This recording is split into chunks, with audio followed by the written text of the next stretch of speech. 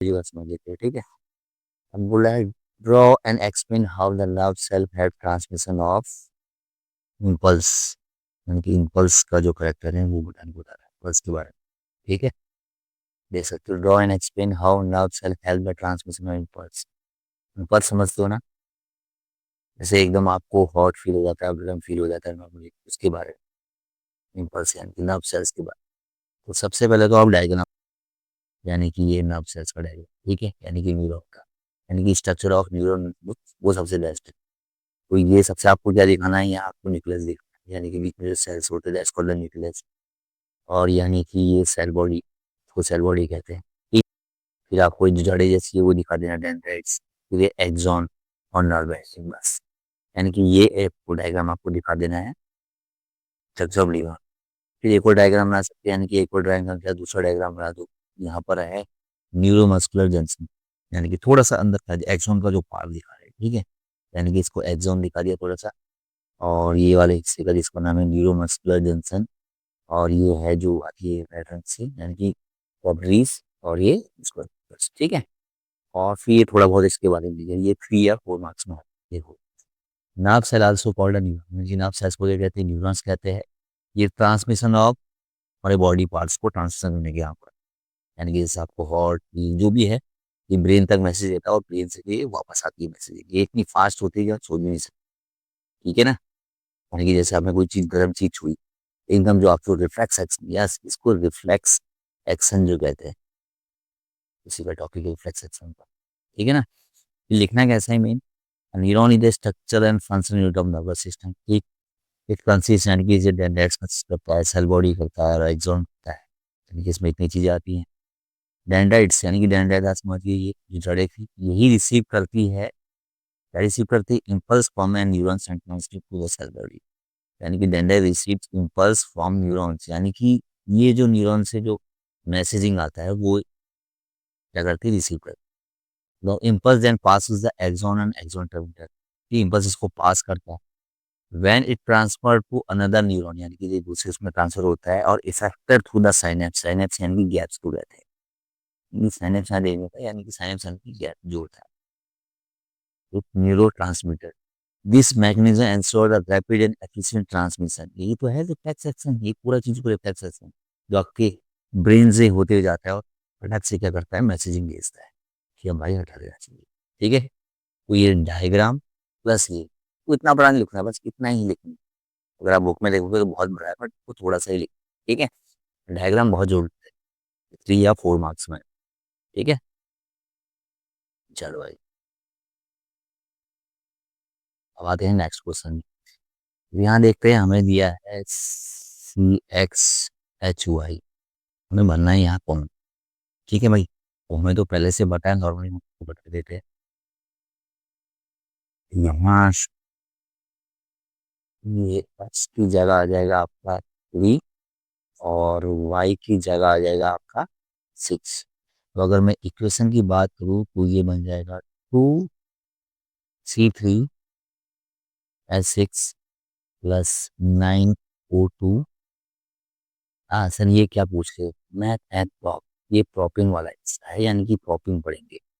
6CO2 यानी कि combustion का हो रहा है, प्लस H2, अब बैलेंस करके देख सकते हैं, यानी कि ये प्रोटीन है, इसको ऑक्सीजन के समय फीड किया जा रहा है, देन आपको CO2 और H2 क्या हो रही है, प्रोड्यूस हो रही है। तो यानी कि जो पहला वाला आंसर है, एक्स की वैल्यू कितनी है 3 और वाई की वैल्यू कितनी है 6, ठीक है। अब आते हैं बी वाले question. Give the chemical of Ayushi, में बता था भाई, भाई पता से लूम दो, प्रोटीन भी तो बात करे थे। फिर सी वाला क्वेश्चन थोड़ा प्रॉपर था, अच्छे तरीके से लिखना, ठीक है, अभी तो मैं कर रहा हूँ। Draw the electron dot structure, यानी कि भाई आपको इलेक्ट्रॉन डॉट स्ट्रक्चर बताना है किसका, प्रोटीन का, यानी कि प्रोटीन बोले तो कौन, C3H6, आराम से लिखा सकते हैं लोग, भगवान दिखा देता हूँ। उनके कितने होते हैं, 1 2 3 4, एक और कार्बन दिखा देते हैं, कितने होते हैं, 1 2 3 4, ठीक है।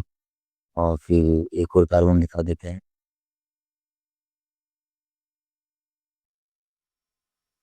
एक, दो, तीन, चार। ठीक। बात करें हाइड्रोजन की। हाइड्रोजन कितने हैं भाई? सिक्स। एक यहाँ दिखा देते, जो ये इससे ले लेगा भाई। ठीक है। एक हाइड्रोजन यहाँ दिखा देते, और कर लेते, ये इससे ले लेगा भाई। ठीक है। फिर एक हाइड्रोजन यहाँ दिखा देते, क्या हाइड्रोजन दिखाने भाई हम? चार दो छह दिखा देते, एक हाइड्रोजन यहाँ ले लेते, ये इससे मिलेगा भाई। एक हाइड्रोजन यहाँ दिखा देते, इससे कोई मतलब नहीं। चार हो गए ना, ऊपर दिखा देते हैं पांच। कितने दिखाने? छह। एक यहाँ दिखा देते हैं। लो भाई, हाइड्रोजन ने अपने इलेक्ट्रॉन्स ले लिए, इसमें इससे ले लिए, इसमें इससे ले लिए, तो ये बन गया आपका ये। अब ये बात अभी पूरा नहीं हुआ भैया, अभी तो मेन चीज बची है, कार्बन। कार्बन यानी कि चार, ये दो छह, और लो इससे ले लेगा भाई। ये हुए ना, चार तो फुट के थे, पाँच छह सात आठ उसमें मिल गए। और इस वाले की बारी आई, चार इसके हैं, एक पाँच, पाँच इससे ले लेगा, है नहीं? चार हो गया, पाँच इससे लेगा, और दो इससे लेगा सात, और एक इससे भी ले लेगा, है नहीं है? यानी कि दो इससे ले लेगा कार्बन से, दो इससे ले लेगा, तो चार हो गए। चार हमें तो भाट पूरे करने हैं ना, बट तो दो इससे ले लेगा, दो इससे ले लेगा कार्बन से, यानी कि दो दो चार आ गए, चार दो छह सात, एक दो यानी कि इनसे भी ले लेगा ये, इस टाइप से। देखो, चार एक के हो गए, एक यहाँ से लिया, और एक यहाँ से लिया, चार दो छह दो आठ, सभी हो सकता था। और चलो कोई नहीं। फिर दूसरा अगर हम बात करें तो, इस वाले की बात करें, इसके पास चार है, और ये से एक ले, इसी का ले लेगा। देखिए इलेक्ट्रॉन हो गया, क्योंकि चार है, तीन ये ले रहा है, और इनसे यानी कि चार तीन सात, और एक वो। उसको दिखाएंगे कैसे, हम थोड़ा सा इसको तरीके से दिखा देते हैं। हम्म। ठीक है, तो हम दिखा देते हैं। C, single bond H, C single bond H, और double bond C, single bond H, single bond C, यहाँ से ये। ठीक है, इसको देखिए, यानी कि हमारा सही बैठा नहीं बैठा है।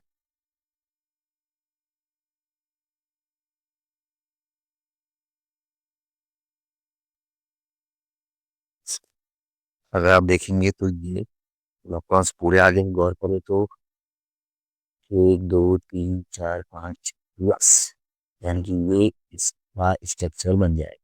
इसका C3H6, यानी कि क्या बोल रहा था आपको, क्या बनाना है, ड्रॉ द डॉट स्ट्रक्चर। ठीक है, अब आते हैं सी वाला क्वेश्चन हो गया।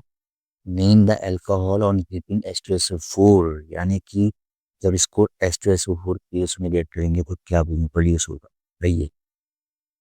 इसके प्रेजेंस में, H2SO4 के प्रेजेंस में। जानते हैं,